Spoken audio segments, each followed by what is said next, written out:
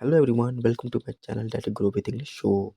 Today I'm going to discuss one more important poem that is written by Robin Greene and the name of this poem is Amanda. मैं बता दूं Amanda से अच्छे खासे question आते हैं आपके सीबीएसई बोर्ड एग्जाम में। तो ये बहुत छोटा सा पोएम है, अगर आप इसको अच्छे से समझ लो कि you can easily right any kind of question which ever they ask. तो इस पोएम में एक कैरेक्टर, एक छोटी सी बच्ची का कैरेक्टर है जिसका नाम क्या है, अमांडा। अमांडा क्या है, एक ऐसी लड़की है जिसको उसके parents put a kind of restriction, उसको रिस्ट्रिक्शन देते हैं ऐसे नहीं करो वैसे नहीं करो। लेकिन अमांडा का कैरेक्टर जो है वो अग्रेसिव कैरेक्टर बिल्कुल भी नहीं है। वो ये नहीं करती कि आपने मुझे ऐसा करने से क्यों मना किया, she doesn't do like this. वो क्या करती है, वो इमेजिनेशन में चली जाती है। वो कैसे कैसे इमेजिनेशन में जाती है तो वो मैं बताऊंगा आपको line by line. Let's have a look what we are going to deal now. So let's start this. Amanda, don't bite your nail. Amanda, पहला इंस्ट्रक्शन जो उसकी मदर उनको दे रही है वो क्या है, don't bite your nails Amanda, don't hunch your shoulder Amanda. Hunch your shoulder मतलब होता है कांधे को झुका कर बैठना, उसको बोलती है। पहला इंस्ट्रक्शन जो उसकी मम्मी दे रही है वो क्या दे रही है, don't bite your nails Amanda. उसके बाद don't hunch your shoulder Amanda. It is a kind of instruction which you have to keep in your mind. आपको ये सारे इंस्ट्रक्शन दिमाग में रखने होंगे। पहला इंस्ट्रक्शन कौन सा, don't bite your nails. Second instruction कौन सा, डोंट हच। थर्ड क्या है, stop that slouching and sit up straight. Slouching मतलब होता है सुस्त होकर बैठना, वो बोलते हैं सुस्त होकर मत बैठो, झुक के मत बैठो, be active and be straight. Amanda, फिर उनका नाम लेकर उनको नरेट कर रही है वो। सेकेंड तरह क्या है, अब यहाँ पे इसमें इमेजिनेशन यूज़ हुआ है। इसमें इस पैरा में इमेजिनेशन यूज़ हुआ है जिसको अमेंडा ने, इसमें जितने भी पैराग्राफ यूज़ हुए हैं जिसमें इमेजिनेशन है, काश मैं ये हूँ वो हूँ, वो सारा इमेजिनेशन पॉइंट जो है वो किसके द्वारा यूज़ किया गया है, it has been used by Amanda. Clear. Amanda क्या यूज़ करती है, there is a language emerald sea. Emerald sea is kind of green sea. Emerald एक पत्थर का भी नाम होता है। तो यहाँ पे जो, क्योंकि सी इस्तेमाल किया गया तो यहाँ पे एक हरा सा समुद्र, ठीक है। Where the soul inhabited to is me a murmur drifting blissfully. वो कहते हैं कि काश, ओह काश मैं क्या होती। वो खुद को क्या मान रही है यहाँ पर, एक जल परी मान रही है। मर्मर मतलब क्या होता है, जल परी। और समुद्र में सुकून से वहाँ, ब्लिसफुली मतलब होता है सुकून से वहाँ अपनी ज़िंदगी बिता रही है। इस चीज़ को आपको याद रखना बहुत ही ज़्यादा ज़रूरी है कि किस इंस्ट्रक्शन के बाद उसको ये इमेजिनेशन आ रहे हैं। She just having this kind of imagination after just a some superlative instruction which is given by her mother. First is what, don't bite your nails, don't hunch, don't slouch. ये instruction के बाद उसको ये imagination आता है। Let's deep dive into third Strange, what it says. Third Strange में क्या कहता है, did you finish your homework Amanda. फिर से उसकी मदर उनसे पूछ रही, क्या तुमने अपना होमवर्क किया। Did you tidy your room Amanda, क्या तुमने अपना रूम को साफ किया। I thought I told you to clean your shoes Amanda, और मुझे याद है शायद मैंने तुम्हें कहा था तुम्हें अपना जूता साफ करने के लिए। ये उसकी माँ की तरफ से इंस्ट्रक्शंस है, सजेशन है जो भी।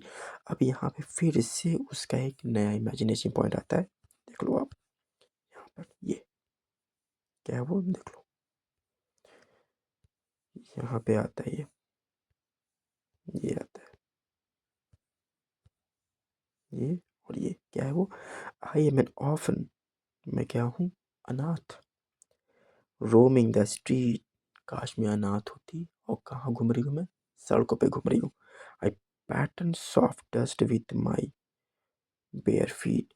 वो कह रही कि जो सड़कों पे जो धूल होते हैं, गर्दे होते हैं, वो अपने पैर से उस पर पैटर्न बना रही, जैसे हम लोग बालू में बनाते हैं ना, उसकी तरह से। The silence is golden and the freedom is sweet. ये आपको याद रखना है। ये लाइन क्या है, the silence is golden and the freedom is sweet. तो उस चलते वक्त क्योंकि उसने क्या कहा कि मैं शांत से सड़क पे चल रही हूँ, उसमें क्या जो शांति है वो गोल्डन है, और जो फ्रीडम है वो बहुत ही मीठा स्वीट है ना। नेक्स्ट, अगले लाइन में फिर से उसकी माँ का इंस्ट्रक्शन आता है, don't eat that chocolate Amanda, वो चॉकलेट मत खाओ Amanda. Remember your acne Amanda, क्या तुम्हें अपने एक्ने याद नहीं, एक्ने जिसको बोलते हैं पिंपल, चेहरे पे दाने निकले तो उसको एक्ने बोलते हैं। Will you please look at me when I speaking to you Amanda, वो कहते हैं कि जब मैं तुमसे बात करूँ तो क्या तुम मुझे देखोगी। नो, फिर से वो इमेजिनेशन में चली जाती है वो, क्या देखो यहाँ, क्या है वो? I am Rapunzel. अब यहाँ पे क्या है, इमेजिन कर रही है वो? रेपेंजल। पहला इमेजिनेशन क्या है? Just like a what, emerald, mermaid. Second क्या है? ऑफन। थर्ड क्या है? रेपेंजल। ठीक है। I am Rapunzel, I am not care, life in a tower is tranquil and fair. Rapunzel के बारे में तो सब कुछ जानते हो आप लोग, सारी दुनिया जानती है रेपेंजल कौन है। वो एक फिक्शनल स्टोरी है जिसमें एक लड़की को बीच टावर में रखा जाता है। उस लड़की का नाम क्या होता है? रेपेंजल। उसके बहुत लंबे लंबे सुनहरे बाल होते हैं। ठीक है। I am suddenly never let down my bright है, वो कहती है कि मुझे उस टावर में जिसमें रेपेंजल को रखा गया है या फिर रखा गया था, कभी मैं उसमें रहती तो मैं कभी भी टावर के नीचे अपने सुनहरे बाल नहीं फेंकती ताकि कोई ऊपर आ सके। मुझे यहाँ की शांति बहुत ज़्यादा अच्छी लगती है। यहाँ पर उसने क्यों कहा? उसने अपनी ये सारी बातें मदर के लिए कहा।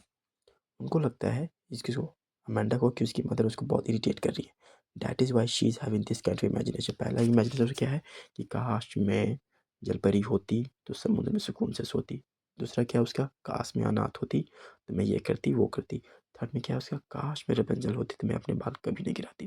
ठीक है ना? Next, stop that sulking at once Amanda, you are always so moody, Amanda.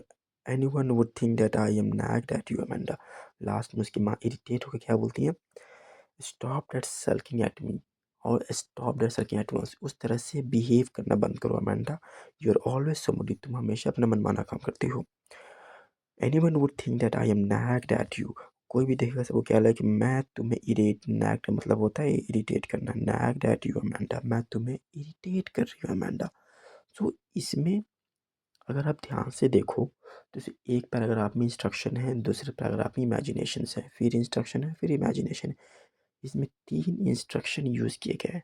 First instruction, second instruction, third instruction, fourth. और इसमें इमेजिनेशन 3 यूज़ किए गए। पहला इमेजिनेशन में वो खुद को मरमिड सोचती है, दूसरा में वो खुद को एज ए ऑफन क्रिएट करती है, और तीसरे में वो खुद को एज ए रेपेंजल क्रिएट करती है। ठीक है। तो इस चीज़ को आप अच्छे से देख लेना, एक बार अपने इस पोएम का अच्छे से थोड़ी रीडिंग डाल लेना, तब ये पोएम आपको और अच्छे से समझ में आएगा। If you find any kind of difficulty, any kind of doubt, then do let me do comments in my comment section. I will let you know about that. Thank you.